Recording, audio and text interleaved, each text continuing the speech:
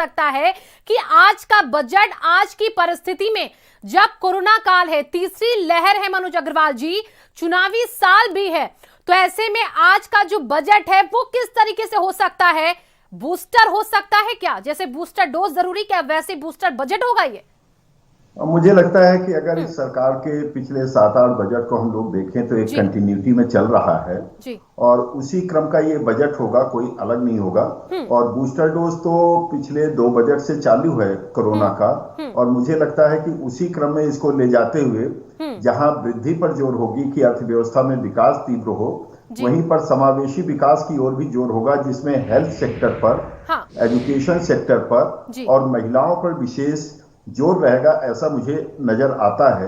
साथ ही साथ middle class को भी राहत मिलने की उम्मीद नजर आती है। उसका कारण क्या है कि ये लोग हैं जिनको कि विकास से फायदा भी लेना है और इनको विकास में बहुत तेजी से कंट्रीब्यूट भी करना है। और तीसरा जो हमें नजर आता है कि रूरल इकोनॉमी पर, यानी ग्रामीण अर्थव्यवस्था पर विशेष ध्यान रखने की आवश्यकता है, जिस पर लगातार जोर भी चल रहा है। उसमें कृषि भी शामिल है।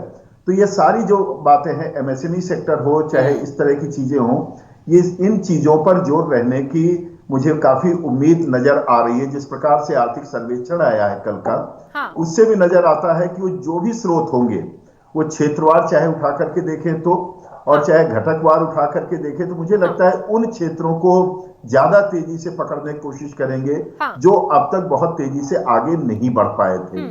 और इसी क्रम में मैं कह सकता हूं कि एमएसएमई सेक्टर, छोटे मझोले उद्योग और व्यापार, किसान और ग्रामीण अर्थव्यवस्था के साथ साथ महिलाओं पर विशेष ध्यान होता हुआ मुझे नजर आ रहा है इस बजट में। जी मनोज अग्रवाल जी, देखिए बजट आज पेश हो रहा है, कल इकोनॉमी सर्वे सामने रखा गया, लेकिन जो यहाँ पर विकास दर बताई गई है 9.2, अगले साल हालांकि थोड़ी सी गिरावट होगी, 8 से 8.5 के बीच में विकास दर होगी, थोड़ी सी उछाल के बाद गिरावट देखी जा रही है, लेकिन ये कितनी संभव है? इसके लिए किस तरीके से काम करना होगा? जो विकास दर ये इकोनॉमी सर्वे में दिखाई गई हमें 9.2 की, मुझे लगता है कि अगर हम लोग देखते हैं कि जिस प्रकार से रेवेन्यू कलेक्शन हुआ, जीएसटी का कलेक्शन देखें, अभी जनवरी का, पिछले माह का डेटा सुबह सुबह ही आया है और वो 15% बढ़कर के आया है। तो यदि जीएसटी का डेटा ये शो कर रहा है कि 15% बढ़ रहा है, तो निश्चित तौर से कारोबार बढ़ा है अर्थव्यवस्था में। मैं ये नहीं कह रहा हूं कि पूरी तरह से नॉर्मल हो चुका है, लेकिन काफी हद तक कारोबार बढ़ा है। तो 9% का आप तमाम एजेंसीज को देखें कि 9%, चाहे बाहर की एजेंसी हो चाहे इंटरनल एजेंसी हो, और जो अब तक का आंकड़ा आया भी है पिछले 2 क्वार्टर का, छमाही का, वो भी यही शो करता है कि हम लोग 9% को पार कर सकते हैं। जहां तक आपने कहा अगले वर्ष कम रहना है, वो कम नहीं है। वो विश्व का सबसे तेजी से बढ़ने वाली अर्थव्यवस्था भारत बन चुकी है और आगे भी रहेगी। चीन को काफी पीछे छोड़ दिया गया है। तो इसलिए मुझे लगता है कि विकास दर को लेकर के, और इसका एक सबसे बड़ा कारण क्या रहा है कि अगर देखें तो राज्यों को काफी स्वायत्तता दी गई है आर्थिक मामलों में, और उनके बीच स्पर्धा कराने की कोशिश की गई है। शायद यही कारण है कि उत्तर प्रदेश, जो ईज ऑफ डूइंग बिजनेस में सबसे पीछे हुआ करता था, आज नंबर 2 पर पहुंच चुका है, यानी कि टॉप पोजीशन पर आ चुका है करीब।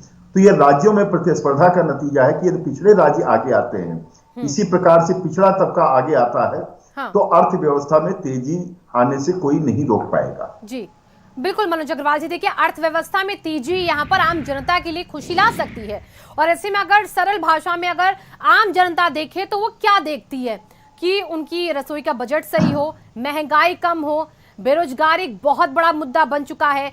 कोरोना काल में बेरोजगारी की दर जो है वो किस हद तक बढ़ी है सभी ने देखा है। तो ऐसे में ये बड़ी चुनौतियां हैं, इन चुनौतियों को अगर पार पाना है इस बजट में, तो कितना संभव हो सकता है? क्या सरकार इसमें कर सकती है? और मुझे लगता है कि महंगाई को लेकर सरकार खुद चिंतित है, और रोजगार को लेकर के एक अच्छी खबर फिलहाल जो आई है कि ऑर्गेनाइज सेक्टर में वो तेजी से बढ़ा है और कोरोना के पहले वाली स्थिति पर लगभग वापस आ चुका है। और महंगाई के 2 कारण है। खुदरा महंगाई उतनी नहीं बढ़ी जितना हम कह सकते हैं थोक मूल्यों की महंगाई बढ़ी है, थोक बाजार में महंगाई बढ़ी है।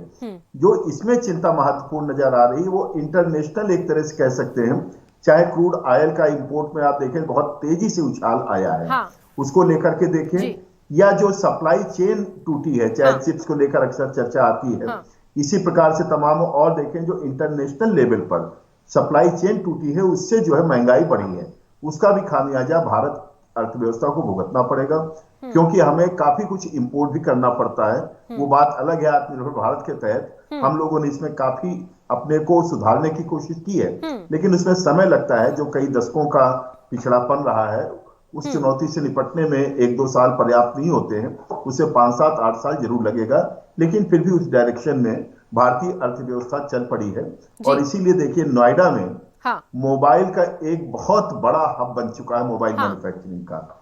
तो इस तरह से इंटरनेशनल जो कारण है वो भी भारत में महंगाई की चिंता का कारण बन रहे हैं। जी तो बिल्कुल मुझे मनोज लगता है अग्रवाल इसको जी। लेकर जी भी एड्रेस किया जाएगा। हाँ, और जहां तक आपने कहा कि थाली की बात कही, हाँ, तो जीएसटी जो मुख्य होता है आम आदमियों से जुड़ा हुआ टैक्स, वो बजट में शामिल नहीं होता है। वो जीएसटी काउंसिल है जिसमें राज्य शामिल होते हैं, वो हर माह अपनी बैठक करके उन दरों का निर्धारण करता है।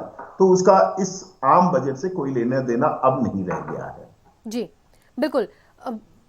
मनोज अग्रवाल जी, मैं आपको रोकना चाहूंगी। लगातार हम देश के बजट से जुड़ी जो बड़ी खबरें आ रही वो भी दर्शकों को हम बता रहे हैं, और सर केंद्रीय कैबिनेट की बैठक